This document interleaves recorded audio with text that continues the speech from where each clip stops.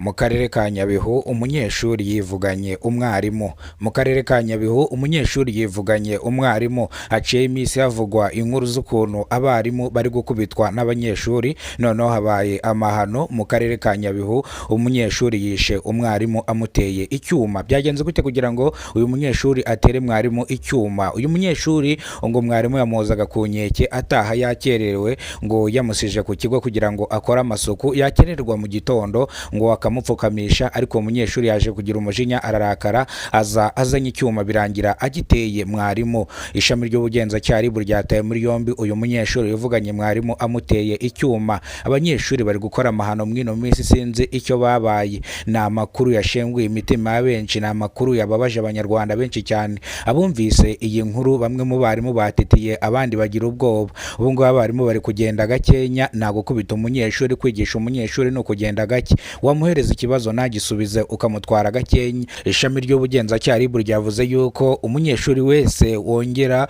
kugerageza kwataka umwarimu ari buze guhanwa bikomeye cyane. Ni mu gihe abanyeshuri bakomeje gukataza mu gukubita abarezi. Ndakubwira ngo ubu ngubu abarimu bari menge. Urigisha umunyeshuri warangiza wamubwira nabi mu ishuri ukamupfukamisha, wajya gutaga kumena nyiramivumbi, waba uri umugore akakukuramo nyababyeyi. Abanyeshuri mwino minsi bararakaye, sinzi ibintu bariye. Ni nyuma yuko umunyeshuri utuye mu karere ka Nyabihu ishami ry'ubugenzacyaha RIB ryatangaje yuko ryamutaye muri yombi kandi agakatirwa igifungo cya burundu. N'abandi banyeshuri bagiye bagaragara bakubita abarimu nabo bajyanwe ku ishami ry'ubugenzacyaha RIB, hari uwakatiwe igifungo cy'amezi 6.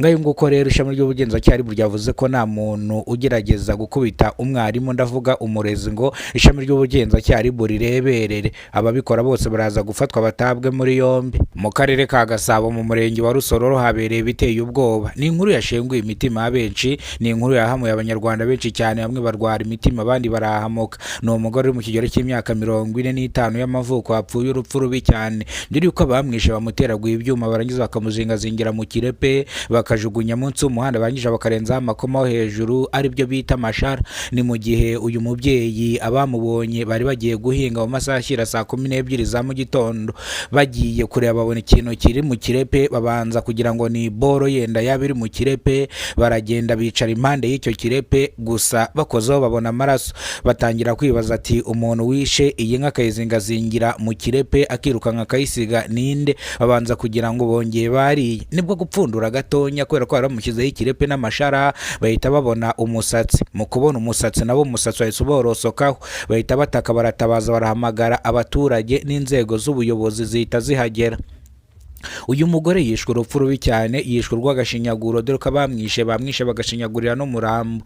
Bamukase baramutema ndetse bamuzingira no mu kirepe, dore ko ngo babanje no kumushyira mu ishashi kugira ngo amaraso atayanyagira ahangaha. Bamwe mu baturage babonye umurambo w'uyu mugore bavuga ko aticiwe hano ahubwo yiciwe ahandi, bakaza kumujugunya hano kugira ngo bayobye inzego z'iperereza. Ishami ry'ubugenzacyaha RIB ryahageraga ryahise ripima risanga uyu mugore yicwa urupfu rubi cyane. Bahita batangira gukora iperereza. Mu gukora iperereza hari 3 bakekwaho icyaha cyo kwabisha umugore w'imyaka 45 y'amavuko. Umugabo wiwe arakekwa n'abandi bagera kuri 2. Aba bose batawe muri yombi. Bamwe mu baturage bavugaga yuko umugore n'uyu mugabo bahoranaga mu makimbirane ashingiye ku mitungo atajya ashira, aho umugabo yashatse kugurisha isambu ingana na miliyoni 1,500,000 y'amafaranga y'u Rwanda.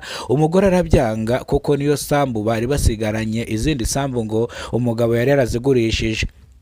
Umugore mu kubyanga bahoranaga mu makimbirane ashingiye ku mitungo. Nibwo ngo umugabo yavuze yuko azamwica, abivuga n'abaturage bumva aribo batanze ubuhamya, babwira ishami ry'ubugenzacyaha RIB ngo nawe bamukoreho iperereza. Gusa umugabo mu kumujyana ku ishami ry'ubugenzacyaha RIB bavuga ko atigeze akora icyaha, ahubwo yababajwe n'urupfu rw'umugore we wapfuye urupfu rubi cyane. Abamwishe ahubwo n'abagome cyane.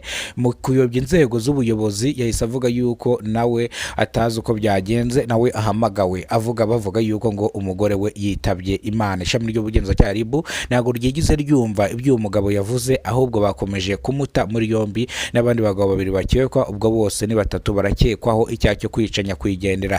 Nyakwigendera afite umuryango w'abantu 3, bivuze ngo n'umugabo n'umuryango w'abantu 4, abana 2, umwana w'imyaka 10 n'undi mwana w'imyaka 15. Bivuze ngo aba bana ise arafunze, nyina yapfuye. Bivuze ngo abana bari kwa nyirakuru.